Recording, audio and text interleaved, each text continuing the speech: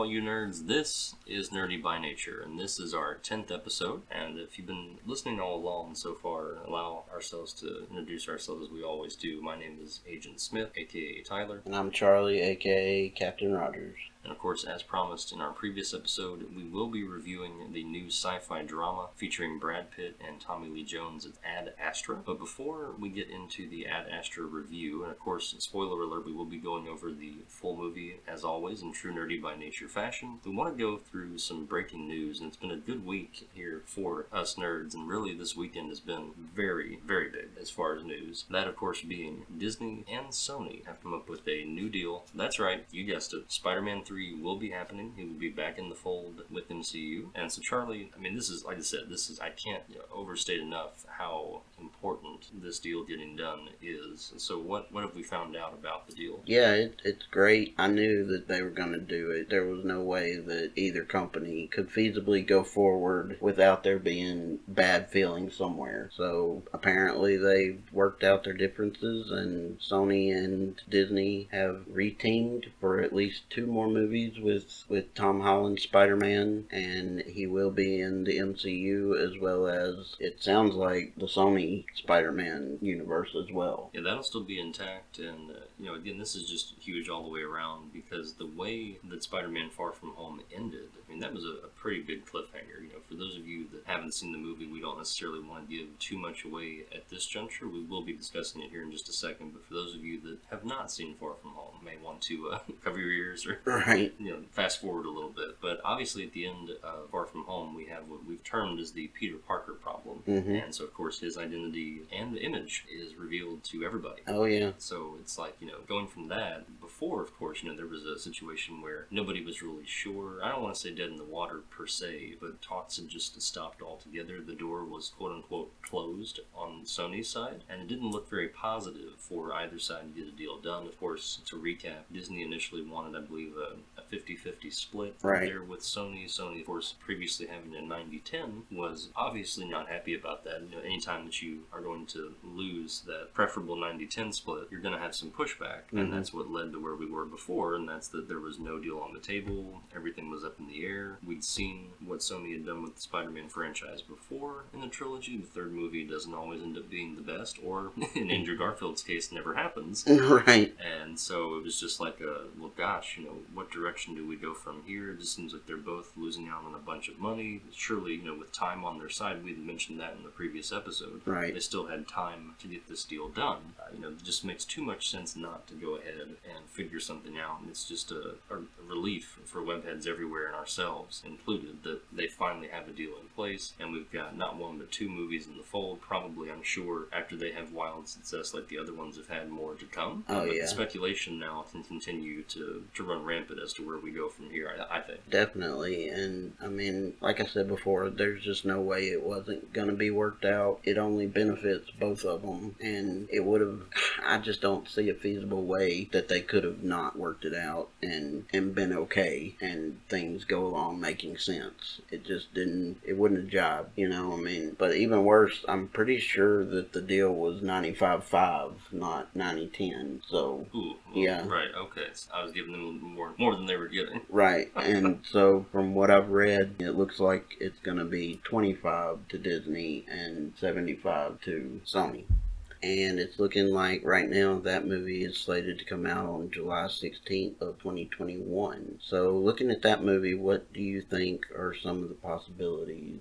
Oh, I think there's a lot of possibilities. I'll definitely be interested to see logically the direction that they go in, where they pick up from that storyline, because we've got that crazy cliffhanger like we already talked about at the end of Far From Home, and who knows, maybe they could play around with bringing back Mysterio. We weren't necessarily 100% sure that Quentin Beck actually died, so that could maybe be brought back, or maybe that could be like another end credit scene or a crazy credit, if you will. I think a lot of villains that people are pining for right now are some of the ones that we haven't seen yet, per se, like a Kraven. Right, the Hunter. That seems to be the main theory going around. Especially with his identity being so public now. Not that Kraven couldn't have figured it out anyway. Right. I'm sure if they brought him in, he would probably be one of those like a Bane that pretty well knew all along, but just needed that confirmation to, get the hit on Peter Parker Parker, contracted or what have you. Mm-hmm. And so that would be interesting. Now, a villain that we've already seen, but it would be neat to see how the MCU does it, would be Doc Ock. I think that would be a cool one or a big one to bring into the fold. It's about as iconic as it gets for Spider-Man, other than Venom. And mentioning his name, that brings up another point entirely. I'll be really interested to see, of course, Sony obviously is still going to retain most of the rights to Spider-Man here in the Spider-Verse. Right. And with that, they'll be doing a Venom film, a Morbius film, and a Madam Web film. So I'll be really interested to see if Tom Holland will swing his way into some of those films. Definitely, and from the articles and everything that I've read, it seems like the deal, which not all details have been given out quite yet, but from what I've read and seen, it seems like as part of this deal, Sony will be able to utilize Spider-Man in their movies as well as Marvel utilizing him in theirs. So that will be interesting, and I mean, who knows, they could still be setting up the Sinister Six. That's a very big possibility as well. And I think that would be fantastic, if they were able to, in this next 2 years, cut another deal and just keep this going. I mean, the marriage had a little bit of a bump in the road, and there's even some articles out there now that are claiming that it could have been a hoax all along, just to kind of tease fans, like why they'd want to play with us like that is beyond me. Yeah, and that seems a little far-fetched, and just doesn't seem like something they would do, just for the sheer fact that it was really upsetting a lot of the fans. I'm just excited. I'm glad that it's happening, and as long as these next two movies make enough money, obviously they will sit back down in 2 years and come up with something new. Well, they're going to have to, especially if they go the Sinister Six route, because to the best of my knowledge, Sony still owns a good amount of stock in some of those key Sinister Six and Spider-Man villains. And so they're going to have to retalk deals. But, at this point, it's just nice to know that everything has been worked out, at least for the next 2 years, at least long enough to where the continuation of the Spider-Man story and saga, as far as the MCU is concerned, can be either wrapped up nicely and we can let our imagination do the rest after that fourth film, which we're not sure what that's going to look like yet, whether we'll get some new Avengers or maybe the start to Secret Wars, what have you. It's really going to be, it's all speculative right now as far as that next movie after Spider-Man 3. Right. But we do know he'll still be involved back in the MCU, so that's the positive takeaway for now. And everything else, of course, is a speculation, but it's an exciting one. I think for sure. And I think, with it being partially produced by Kevin Feige, it's going to be in good hands. So we shouldn't have any worries. Right, yeah. I mean, I'm a lot more confident about it being worth seeing just with his name attached. But going back to another little side note of the Spider-Man universe, Madam Web was also announced to be getting her own movie, and that character I don't know a lot about. Apparently she's got some psychic abilities, and she's an elderly woman character, so she doesn't actually fight villains, but she kind of acts more like a Oracle helping Peter Parker to deal with what he's got going on, it seems like. Right, and she's somebody in both in the comic books and the animated series that an older Peter Parker was able to confide in and go to when he was dealing with tough issues that were just beyond him, or that he needed some precognitive ideas as to how do I approach this, what do you know, do you know anything about the situation, what advice can you give me, right? So I think your description of her being sort of like an oracle for Spider-Man is right on the money. That's exactly, it's no different than in The Matrix when Neo had to go and ask the tough questions that he had to ask, and Morbius said, well, for that, I can only teach you so much, you need to go see the Oracle. Right. And so that is essentially who Madam Web is for Peter Parker. She is his Oracle for sure. Definitely. And going back to Kevin Feige, it just seems like he's having an all-around heck of a week. Also on the docket, it looks like he's going to be producing his own Star Wars film of some sort. I read an article that he came up with his own story and went to Kathleen Kennedy, the head of Lucasfilms, and they are going to work together to create this Star Wars film. And that brought a lot of interest to me personally, because I've been the kind of guy that I've told everyone that I work with, yourself included, I love the Star Wars saga, don't get me wrong. Of course, we did a whole episode on the entire Star Wars saga, so if you haven't listened to that, we highly recommend you go back back and check it out for sure. Definitely. But, it's with episode 9, I'm done. That's what I've been saying this whole time. Like, I don't care how they end it. I'm good. I'm going to accept that this is the end of a saga. That's what all the trailers have said. So I've accepted that, internally and as a Star Wars fan. However, with this news that he's wanting to do a Star Wars film, if I were going to watch another Star Wars film, I'm sure someone's going to come along and try to stretch out more material or continue to make movies. I don't think they're going to stop at any point. They know they're going to make money. It's put Star Wars in front of anything or after anything, and it's going to sell. Definitely. But with Feige at the helm, that is one that I would actually be interested in going to watch and invest time in, I think. Definitely, and I'm just, the only thing negative or worrisome about it is that I have read a lot of theories and speculation that perhaps Kathleen Kennedy might retire here soon and Kevin Feige might leave the MCU to take over Star Wars, which I hope does not happen. I love Star Wars, but I'm also kind of in the same place you are as to I'm interested to see how they end it, but after that, it's just been so much drama and it's exhausting. Of course, I'm going to be excited about The Mandalorian and all of that, but as far as movies go,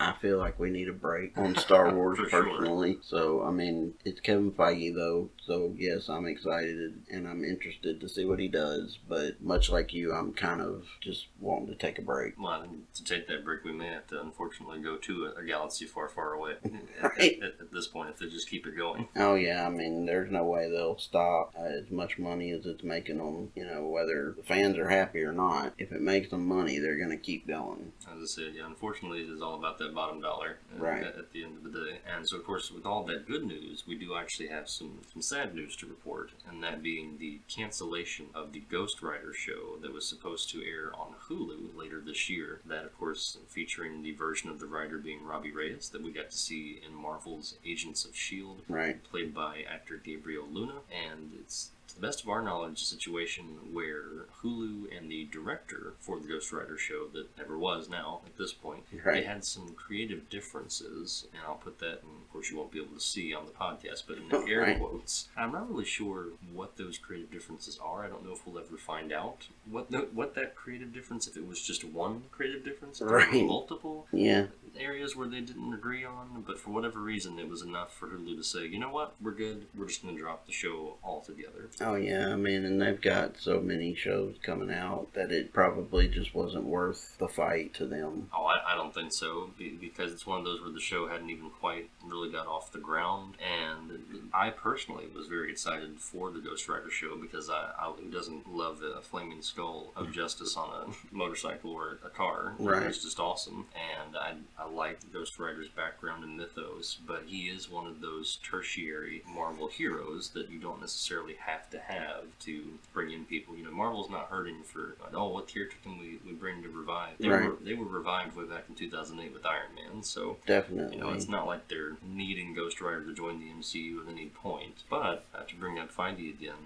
he's somebody that reportedly is interested in potentially weaving Ghost Rider into the MCU at some point, so maybe like a late Phase 5 edition, or maybe even on down the road if they do a Phase 6, maybe they'll go more supernatural and start to integrate some of those characters. But I think with Disney Plus on the horizon, this could be, and this show being canceled on Hulu, you'd mentioned before the episode, Charlie, that, of course, obviously now Hulu and Disney are the same thing, more or less. But I do think there's the opportunity now, because there's going to be these Marvel shows on Disney Plus, for Ghost Rider to reboot and become its own show or a hit series on Disney Plus. True. You never know. Their Disney Plus is definitely looking for and developing and getting together the behemoth of content that they will be. But speaking of Disney Plus, the pre-order for Disney Plus is now available. Oh yeah. So you can go to DisneyPlus.com and you can either pay $6.99 per month or $69.99 per year. I have personally already signed up. I did the year, but of course they are not offering the bundle that we've heard all about right away. I would say that it will likely be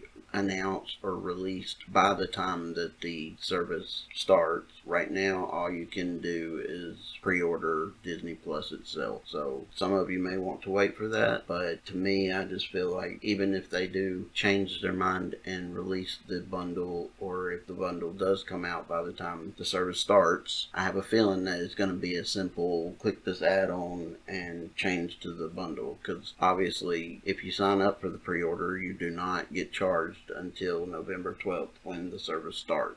I'm definitely one of those in the camp or the mindset that I'm going to wait for the bundle package to be available, because of course, Disney Plus in and of itself is going to be a heck of a deal, but I think the bundle opportunity is just too good to pass up. And like you said, I'm sure it'll be a situation where it takes a few moments or a few seconds to click add, Hulu and ESPN, but to remind those that may not be aware, it's a crazy good deal that you're going to get with this bundle. So it's Disney Plus, Hulu Plus, and ESPN. It's offering National Geographic, Discovery, if I'm not mistaken. So all kinds of Disney content, Star Wars, Marvel. I mean, just the streaming possibilities. I mean, you can fill up your calendar real quick with one service for a fee of around, I want to say $12.99 to $13.99. I know I'm about off a dollar either way, but regardless, under $15 for not one but three fantastic streaming platforms among other countless means of content. So some of the screenshots that I've seen, just for people that in other countries have already gotten or had the trial of Disney Plus, it's incredible just the amount of titles that you see on the screen before you even start to really do a search on the service. So it's going to be big. Oh yeah, I'm very excited, and obviously we will be covering it on a future episode, and we will keep you up to date on any changes or additions to the service before it comes out. And so that's going to wrap up the news portion here of episode of Nerdy by Nature. So let's go ahead, Charlie, and transition into our movie review. As we promised in our previous episode, we're going to be going over the sci-fi drama hit Ad Astra, which we found out in the particular film at the very beginning is Latin for To the Stars, and that's exactly where we go. And it's a visually stunning film. Of course, it's well cast. It's got Brad Pitt, as we've already mentioned,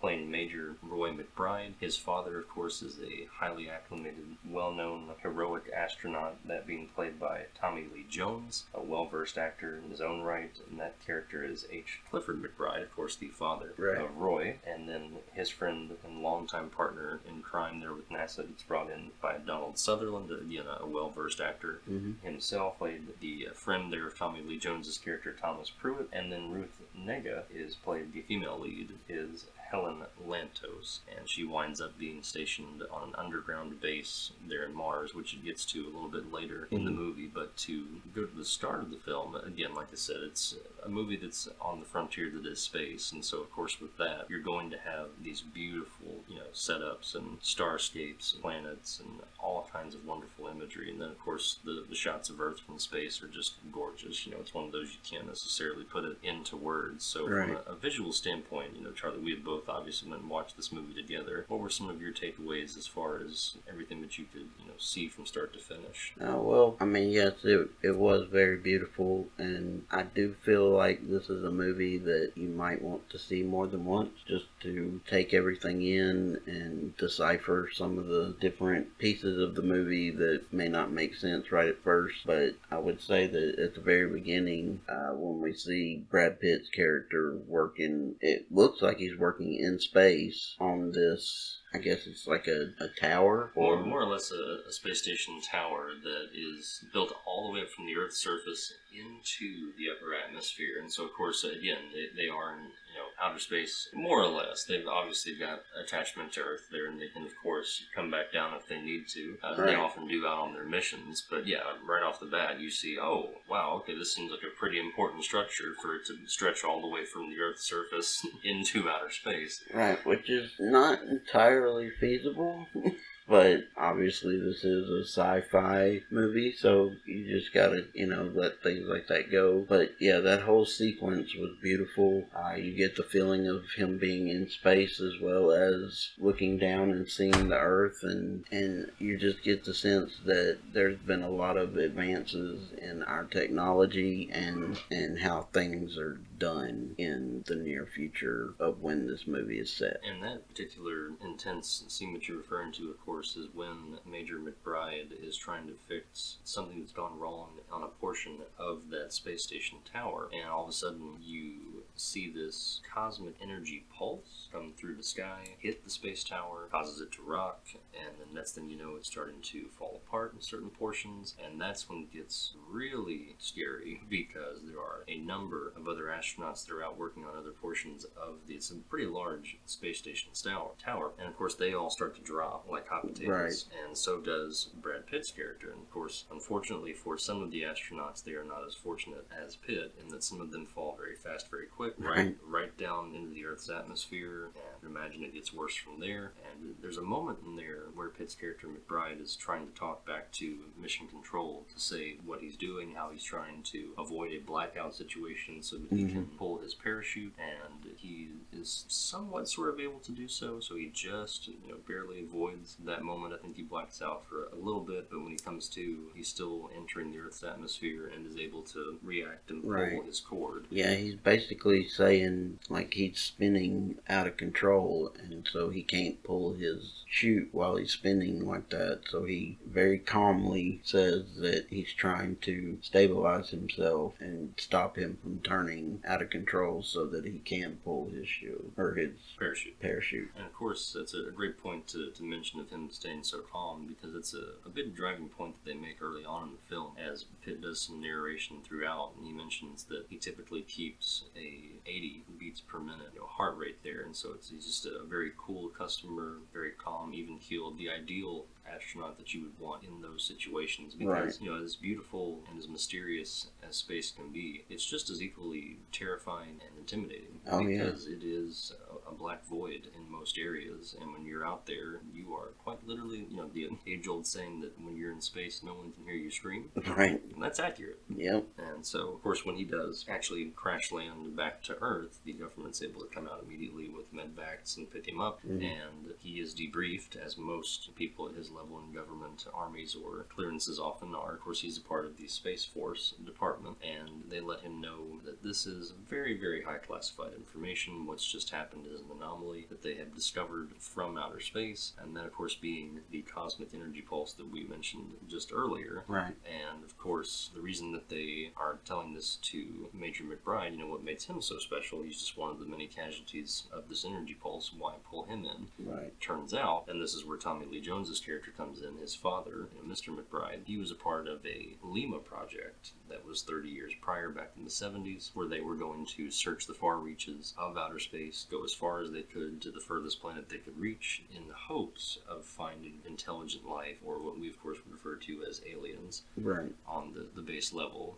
And of course he left Brad Pitt's character as he was a young child. That's hard to deal with, when your father goes for, but of course, little McBride was always told and grew up that his father was a hero, and that he was doing all of this progressive research, and that he was going to find this missing link, or this profound discovery on a scientific level. Right. And so it was always just kind of accepted by Brad Pitt's character. But I think he also knew, and struggles with very much so in this film, that not having the father-son relationship, only being able to communicate with him via more or less FaceTime, but in space, so to speak. Right. And so he's gotten bits and pieces of his father over time, and so he has very mixed feelings about whether or not he ever made it. If he was, the best of his knowledge, he actually didn't make it and was not alive any longer. The mission had been so long, there was no way that he could survive that long in outer space. The mission had failed. Right. Even though he was still a credit to astronauts all over the place and really set the benchmark for them. Right. And do they tell him that his dad's alive, or does he kind of surmise that himself? So they tell him that they believe he is still alive, because they were able to actually track the cosmic energy pulses from Neptune. That was the last planet that the Lima Project ship was able to make it to and dock.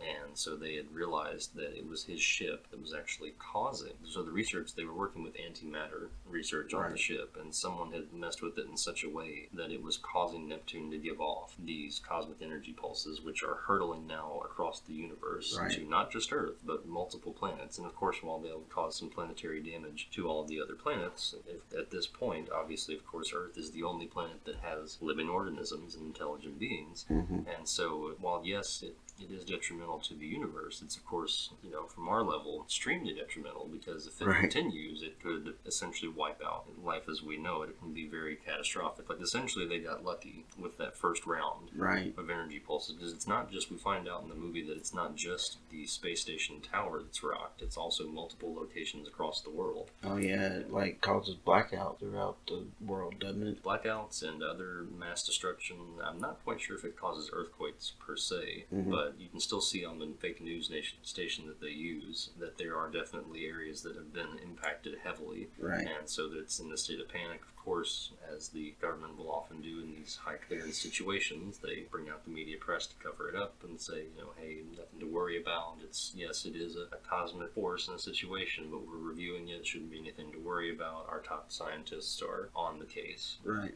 All the while, of course, they're explaining to Brad Pitt, look, this is something that we need you and only you and a special class of individuals to take on. It's a very special project. Of course, with this being your father, we understand you'll be a little close to the vest, but you are the guy that knows him best, and if anyone, you're one of our best guys, and go out and get this mission accomplished. And so from there, they go to the moon. Right. Because, of course, oddly enough, in this particular film, the moon has become very commercialized, Right. which I thought was a neat concept in a way, but still kind of strange. It kind of becomes like an airport. Right, Or yeah, it an was astroport, I guess It you was can weird, say. but it was cool too. They basically, they land on the moon like it's a normal space flight, or not space flight, but normal flight, and they end up at it's like an airport, and you can tell that people live there and work there, and it's just a really cool concept, and I really enjoyed those aspects of the movie. And they turned the moon into a mall, because you see like a Subway, a Starbucks, Right, kind of like right. those familiarities, and you got escalators and elevators Right. and monorails,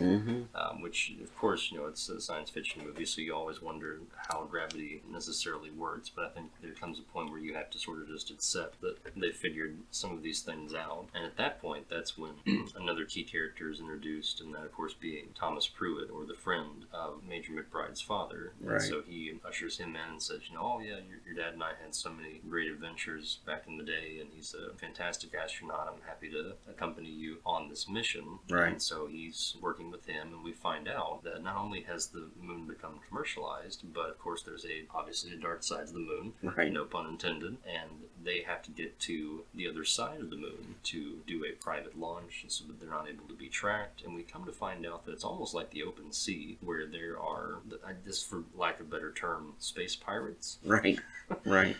From other countries that are trying to steal resources and sabotage plans. And so that's exactly what happens in this case. They're on moon rovers that are trying to get to this dark side of the moon, quite literally, for that private launch. And of course, as somewhat predictable, they run into some trouble with these space pirates. Unfortunately, the driver of the rover does not make it. A very touching scene. They zoom in on his family photo. Right. It's one of those where it's, like, oh man, I didn't expect that casualty to happen. You just thought that, sure, they'd get into a chase or a shootout, but you weren't really expecting to lose anybody Right. at that point. And so, and it's Right. The reason I chuckled just then was because it was touching, but it was also kind of dismissive. I mean, you took the words out of my mouth. I was Right. going to say, as touching as it was, it's one of those where they didn't really have a lot of time to react to it, because they Right. just had to keep going. So Exactly. yeah, at one point you see Major McBride toss him to the side, and then he bounces and floats off. Right. Because that's all they had time for. Exactly. And so with that, then of course Donald Sutherland also gets caught in the crossfire and shot at. And so of course, with him being more elderly, his character knows that he's not going to make it. And so of course Pruitt gives Major McBride a very important slip of paper that we are led to Not believe. gonna make it as far as him dying, or just that he was injured, so he couldn't go further. He seemed like he was injured, and I feel like he knew that he was no longer going to accompany him on the mission. And Right. of course, they get to a point there in the hallway where he tells him, look, I'm not going to be able to accompany you, but I had to come along because you had to receive this. And so then Right. he hands over the transmitter paper that he wants McBride to listen to later in private, because he knows it's very classified information. Right. Information that, of course, the government did not want Major McBride to be privy to prior to this mission, because, let's be honest, what it contains, had McBride listened to or watched this before ever even accepting this particular mission that he's currently on, I don't know that we would have had the second half of the movie, and I don't know that he would have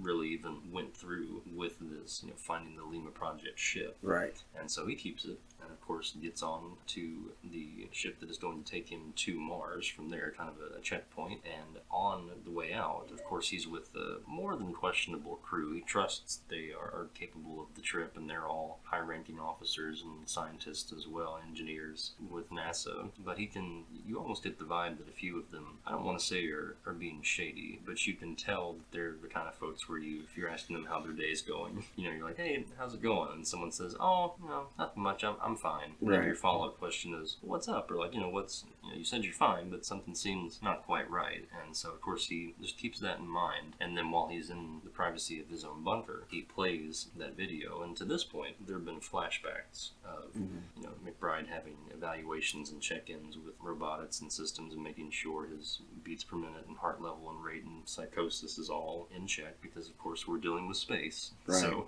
those things can get out of whack pretty quick when you're dealing with a new environment or lack thereof. And so all along, we see these flashbacks and home videos of his father checking in, calling and saying, the work I'm doing is groundbreaking. We're making good efforts today. We just passed Jupiter. Wish you could have saw it. It was incredible. And he's very much painted as this picturesque dad from afar, as far as he cared about his son. He wanted to call in and let him know about his great discoveries, and he's always giving him wisdom and knowledge and little nuggets of quotable information. Mm-hmm. But when Major McBride watches this new video from Mr. Pruitt, we find out that all of that time spent in space did not do his father any good. He winds up being a little on he goes from heroic to kind of Captain Crazy. Right, definitely, yeah. I really enjoyed the different sequences of him traveling to when he gets on the ship with the crew to go to Mars, isn't it? Or it's to Mars. Okay. That's where they had that underground station that was not affected by the cosmic pulse, because otherwise, like you said, there were power outages on Earth and anywhere else where they had technology that was above ground. Right, and so was Mars as inhabited as the moon was? To an extent, but I feel like it was more from a government standpoint. Like it wasn't necessarily one where just,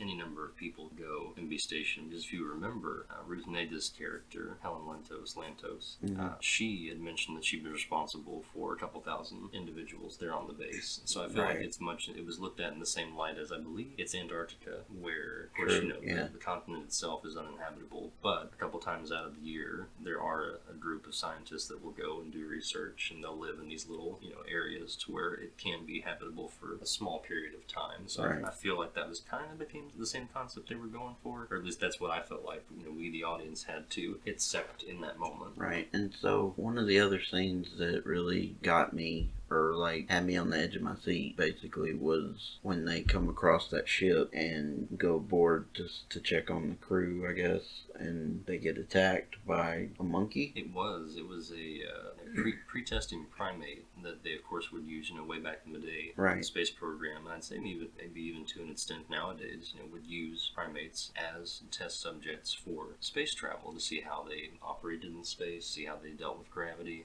things of that nature. And so that's exactly what's loose on this particular ship. And it's an interesting twist, I think, in this point in the movie because, it's sci-fi. So I think you and I going into it, and a lot of people that go into it that haven't seen it yet are thinking, all right, is this the moment where we're going to get some kind of alien entity, or is there more going on than just these cosmic pulse rays? Right. It's a very, you're right, eerie scene where there are, clearly deceased bodies floating around. They have been visibly mangled and scraped. It's not pretty. Right. And I half expected the monkey to be mutated or something, or it not even being a monkey. I half expected it to be some kind of alien or something, and then turns out to be a monkey, and it was just really weird. Right, just a run-of-the-mill baboon, but still very dangerous. Oh yeah, I mean, very deadly. It worked well, and they did it well, but it just at the same time pretty jarring when you first see it and you're like, wait, we're in space and we just ran into a monkey. Right, so where did this come from? A killer monkey. So that part was just a little... It can throw you for a loop if, I don't think we were really expecting it No. at that particular moment. No, not at all. Because the build up to that, you were like, oh, okay, this is where we're really going to get into some, scary sci-fi stuff. Right. Like, almost for a hot second, I thought, is this going to be a sci-fi horror film? Yeah, and kind of what watching the trailers and watching the movie up until that point, I really thought that's what we were getting, was either that the monkey was some kind of mutated alien creature, or that he would find his dad and find out that he was somehow mutated or changed or something to that nature, or that he was dead and that some creatures or aliens got to him. Right, and of course, from that scene, obviously they're able to make it onto Mars, and they're able to meet Helen Lantos, and they're greeted by other officials that have top-level clearance. Mm-hmm. And of course, Major McBride is subjected to a couple different evaluation tests, making sure that he's still level-headed, able to complete the mission at task, which is to find the Lima Project ship. And they also do a number of actual messages to the Lima Project to try and see if they can communicate with his father, Clifford McBride. Right. And they keep doing these, and they keep not getting any answers. And so then, of course, Bride gets brought into what they call a comfort room, and it's kind of like a just regular room with no windows, one door, all white walls, and then it's playing like very calming images. Because of course, at this point he's been out to space for a while. Right. I'd say at this point probably longer than a month. And obviously, when all you can see is stars and space dust, you start to miss. He even says, as he's narrating, I miss the sky, I miss the forest, I miss, right, my home. And of course, throughout, given some of these flashbacks, he's also thinking of his, and they don't ever really say ex-wife, it's just kind of hinted at that they're separated. I don't know that they ever actually got divorced in the film, right, but it's heavily hinted that they separated, and his wife, of course, is played by Liv Tyler, and you can see some of their phone conversations back and forth where she mentions that, even when you're here, you're not really here. Right. You kind of, no pun intended, space out. Yeah. Or check out, and so they have an interesting dynamic, and you can tell that his top-level secret job is weighing on their relationship, and it's the point to where she just can't, really handle it any farther and needs that separation, and so then he's able to just focus on his work. But so with that, he's having to try and deal with, is my father still alive? What if he responds? So it gets a lot heavier than I expected the film to be, and that's why, of course, it is what it is, a sci-fi drama. Right, definitely. And I mean, it was a lot better than I thought it was going to be. It was confusing a lot to me, but at the same time, the more you think about it, and I feel certain that the more times I watch the movie, a lot more will make sense and fit together. And I think it's just one of those types of movies where you need to see it more than once to catch everything and to really grasp what's going on throughout the movie. I'd have to agree with that. And I think also watching it a second or third time through, you'd be able to appreciate some of those moments that they built into the film to where it dives deeper into a couple of the characters on a multitude of different levels. Like I said, with Major McBride, I mean, you've got a lot at work. Is he going to have a chance to get back with his wife? Is that a bridge that he has to burn and collapse? Is his father still alive? It seems like he's just talking into a microphone for nothing, but there's that potentiality that he might answer back. So, I mean, this is somebody that, does he really want to find his dad? Does he really want to meet this guy that left him when he was so young and only ever spoke through, video chat out in outer space? This is somebody that's dedicated his life to the same profession of his father, and hasn't been a waste, up until this point. Right. So there's a lot at work there, and Pitt does a great job, as he often does, at conveying that with his emotions and his acting ability. And so from there, of course, we are introduced to Ruth Nega's character, Helen Lantos, who has conversations in the comfort room with Major McBride, and we get yet another twist going against Clifford McBride, his Major McBride's father, and that is, we find out that Miss Lantos's family, her parents actually specifically, were a part of the Lima Project and working under Clifford McBride. And we find out that not only has Clifford McBride gone crazy out in the depths of outer space, but he kind of turns into a maniacal my way or the highway type captain. Right. And it is not part of the crew, part of the ship. It is literally, we are going to find extraterrestrial life, or you're going to lose your life in the process. Right, yeah. If you want to be on this ship. He was really brutal, come to find out. But I don't know, it just took a lot of turns that I didn't see coming, and you get the idea that things are one way in the trailer, and then you watch the movie and it's just a completely different thing. But I mean, I enjoyed it. For sure. And of course, from there, Pitt is able to work with Nega, and they, despite, of course, that sad news being broke that she lost her parents because of Right. his father and his actions, she realizes that this is a mission that has to be completed. Of course, if nothing is done, it risks losing the lives of not only everybody on the Mars base, but everybody on Earth. And on the moon. So, the universe is at stake. Right. In this one, the stakes are high. It may not necessarily feel like that throughout the movie, but it's there, it's real. Right. And so she helps him more or less, kind of escape, because, of course, one of the cooler scenes is that he does that last intercom to try and get a hold of his father, and you can see them on the other side visibly working on the phone, like, oh, yep, we got it, all right, thanks so much, appreciate your time, we're going to send you back to Earth now. And he realizes, hey, did you get him? Did he answer? Did he respond? Let me hear what he said. Like, if he's still alive, that's my father. Of course, that's the last thing they want, because he knows all along, in watching the previous video from Pruitt, that the mission all along is to find the Lima ship and destroy it and Clifford McBride at all costs. Take him out. Yeah. And they figure, well, of course, Major McBride, Roy, isn't going to do that, even though he might have his mixed feelings all day long, but that's still his father. You're not just going to take him out. Right. And so he realizes he's got to get on this ship that's leaving Mars to get out. Right. And so through the help of Helen Lantos, he's able to, it's a really cool underwater scene where he's climbing through some pipes, almost like you had a sewer system, I guess, on Mars. Right. And so he gets to the ship, gets on, and you want to talk about an intense scene. You and I both looked at each other when this happened. He at one point climbs up a ladder into the rocket exhaust pipe, and gets onto the ship that way. And it's counting down. You can see it warming up. It's like, if he doesn't go at a certain speed the entire time, if he waits a second too long, he is toast. Yeah. In the literal sense. Yeah, and that was another really intense, edge of your seat type of scene. And going back to Santos, I liked her character, because even though she was dealing with the loss of her family, and it was because of this person, like you said, she really understood that this still needed to be completed, because it was going to end the rest of everybody. So I think the gravity of the situation is what allowed her to put everything aside and be like, look, I'll get you so far. Right. The rest is on you. Right. And so, of course, Major McBride is able to get on that ship that he's not supposed to be on. Right. And Mission Control finds this out, tries to shut it down. It's too late. The ship has already taken off, as it, of course, had to do. It's, we gotta have the end of the movie. Right. And so, unfortunately, that leads to crew members that he was with on the ship ride from the moon to Mars not making it. They try to stop him. He uses self-defense and says, look, I know what's going on here. Right. I'm well aware that this is a mission to destroy the Lima Project and my father. I understand, why you guys are doing this and the way he is.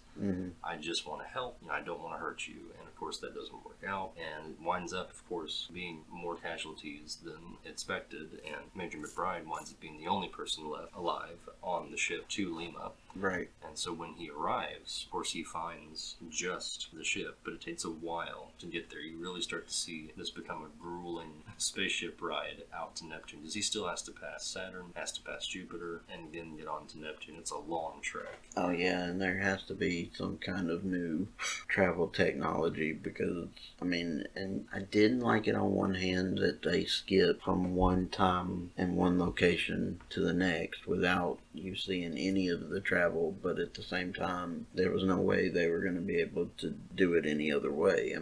There are vast distances between planets and Earth, and it was just I liked it, but I didn't type of scenario. Right. It would have been nice to see a little bit more explanation in little small cutscenes. Right. As opposed to, like you said, dragging it out and showing some more scenery just to show scenery. To right. make it what was a 2-hour film could have easily been a 2.5, 2 hour and 45-minute film. Oh, definitely. But of course, he eventually gets to Neptune, finds the Lima ship, ends up getting onto the Lima ship, and he's trying to plan. Of course, as he's going out through all those planets, he starts to deal with this psychosis. Anti-gravity starts to set in. That messes with him pretty hard. Mm-hmm. So he's dealing with a lot when he gets on board this Lima, because he knows that he has to plant this nuclear reactor bomb to take out the ship and try and save the universe. All the while wondering, am I going to find my dad? Is he going to be alive when I get on this ship? Because as you're going through the ship, it's still very eerie, very creepy. There are more corpses, and he has to see, quite literally, the damage that his father has done to innocent people. And then he ends up finding him, as you would imagine. Right. And that's, like you said, very unexpected. Like that, up until that point, even with the video of him going crazy, at no point did you think that he stopped being a dad. Mm-hmm. And then he drops the line of, well, in case you're curious, I left on my own accord, and I never once looked back, and I didn't think twice about leaving you. Right, he even said, I didn't care about you or your mother, which was like, I was like, well, dang. Yeah, that was harsh. That was like, whew. Right. That's a tough pill to swallow. You've come all this way.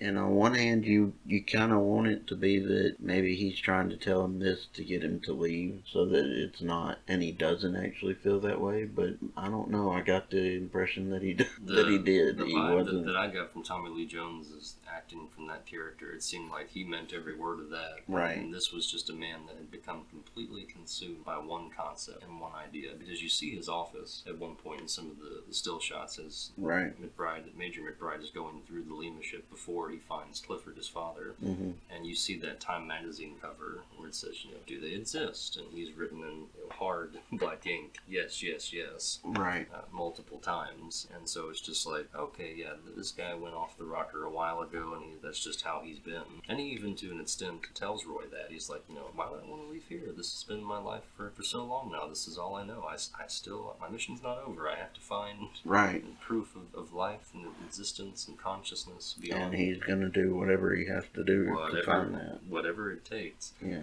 And it gets to the point to where Roy is able to try and convince him to put on a spacesuit, and he does. He suits him up, and he still plants the nuclear bomb, and he gets him almost back to his ship. And of course, you and I both said this in the theater. We said it can't be this easy. Right. There's still a little bit of time left here in this movie. Let's see what happens here. Oh, yeah. As you can imagine, he tries to kick himself away, and they both go floating off into the frontier that is space, which is a scary moment, because at that point, you're really not sure if he's going to sacrifice his own son. Right. That was part of it. Does this become a tug of war? I was like, really?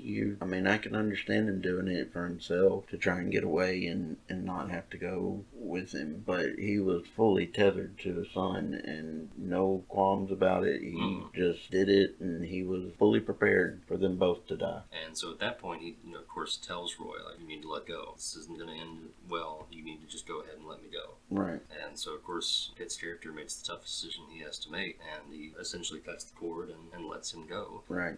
And then, of course, there is this asteroid belt scene that's a little hard to accept, because, of course, he tears off a panel from the Lima Project before it implodes. He hasn't set to a timer, of course, giving himself plenty of time to make a getaway. So, of course, Pitt takes the panel and jetpack jettisons himself through a couple asteroids of Neptune's ring and gets to his ship. So we kind of accept that for what it is, and then he uses the explosion as a propulsion to take back off on his journey back to Earth. And that was the only other problem that I think I had with the film, and that I agree with you as far as the space travel and time. Right. It just would have been nice to know roughly how long that trip took, because I'm going to misquote this, I know for sure, but they mentioned how many billions of light years away that they are from Neptune to Earth, and it's significant, I'll say that. And like you said, it just cuts from him being propulsion through space to all of a sudden he's landed on Earth, floating back down to Earth from his pod, mission complete. And so, again, it's one of those where, like you said,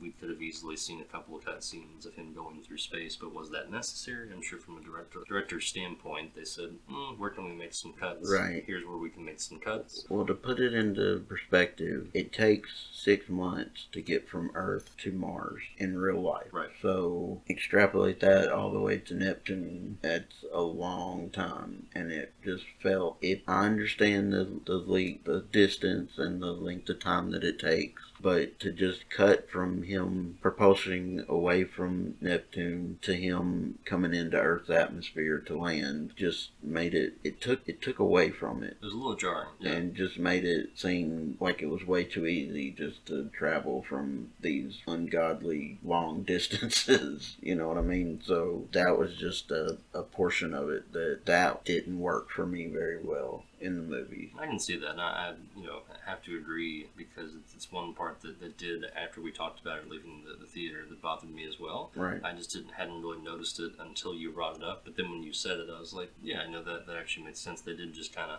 go Right. from one place to the next, and then really from there it just ends on sort of a light note that, of course, it seems as though Major McBride has found some solace, and he very much understands that, Closure, basically. Closure, yeah. He really gets that sense of closure, and you get a glimpse that he's maybe trying to get back with his wife, so they're trying to work on that separation, and right. he seems like a different person, that he can now be involved in that relationship. He really knows who he is. Right. He found out exactly who his father was, right. And so he's able to just kind of take all of that, unpack it, and move forward. So I think closure is the best way to describe it, and of course from there the movie does come to a close. Right. And as we come to a close here on Nerdy by Nature, I did want to point out one of the taglines for this film is very quotable, and it's "The answers we seek are just outside our reach." And I think that's more or less the message or the takeaway that I got from this film, because it's twofold for me. So of course it's the overarching message of the film, I think, as a whole, because if you think about it from space travel and trying to discover planets or new galaxies or systems, what have you,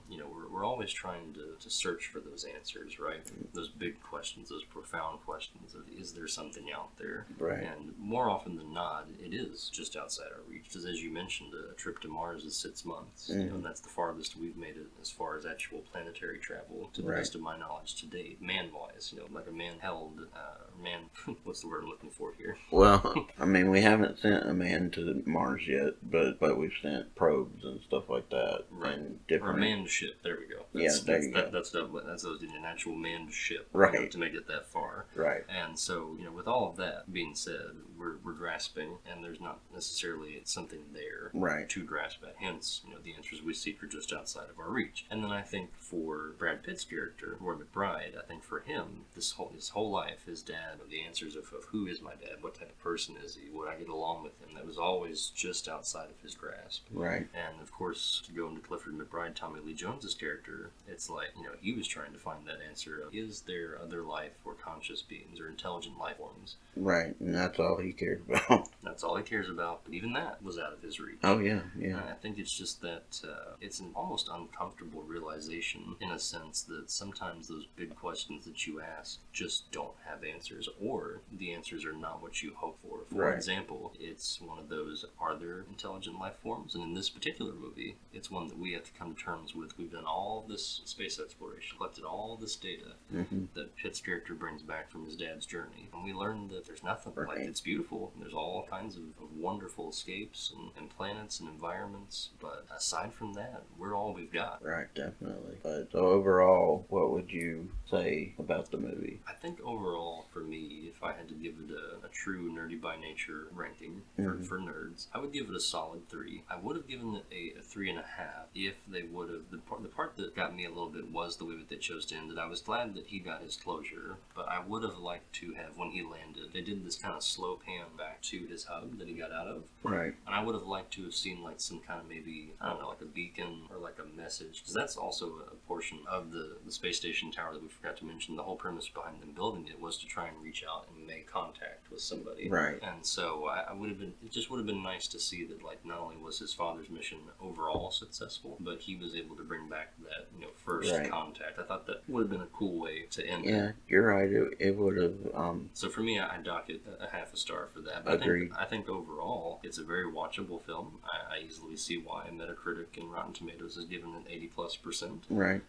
It's one of those that I think you should at least watch once, and like you said, maybe even 2 times through to pick up on some things you maybe missed before. And if you're a fan of the sci-fi genre at all, I think you're in for a treat, because it's just visually stunning. Right. And actually 3 is the number that I was going to in my head as well, just because I do feel like it's definitely a watchable movie and definitely an entertaining movie, and I do feel like it is one that you need to see multiple times to get everything and grasp the plot, the entire plot of the movie. movie and just to make sense of all of it. So yes, I would recommend people see the movie. And so that's going to wrap up our review of Ad Astra. Again, we highly recommend that you give it a watch. If you've got movies you were wanting to see this weekend, we recommend that be one of the ones you go for on a matinee or whatever you choose. And of course, we're going to stick right with the movie review process moving forward. And before we do that, we'd like to actually go on a quick comic book run. And so, of course, another big film, potentially the blockbuster of the fall, comes out on October 4th, and that is the Joker film. So, of course, it's just titled Joker, headlined by Joaquin Phoenix playing the Joker. And it's one of those that, Charlie, you and I were kind of on the fence about this summer. We weren't quite sure. Still kind of on the fence. Right. What it was going to look like, what our expectations can be. It's not going to necessarily be comic book canon. It's a DC Dark film, to the best of our knowledge, but it's getting rave reviews right now, and we, of course, knew that Joaquin Phoenix, with the caliber of actor that he is, certainly somebody that can pull off this role and do it well. So we're very excited to see what all the hubbub is about. Definitely going to go watch that next week. Of course, we'll be sure to give you a full review, Nerdy by Nature style, on that the following week. But to do it right, before we do that, as I said,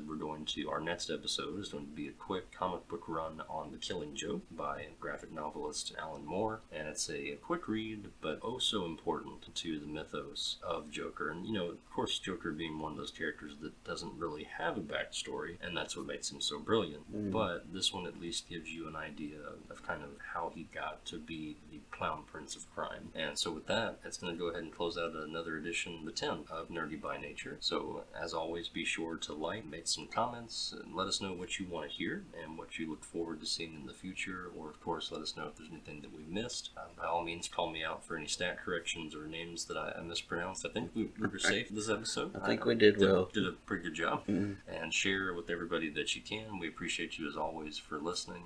And signing off once again, I'm Agent Smith. And I'm Captain Rogers. God bless.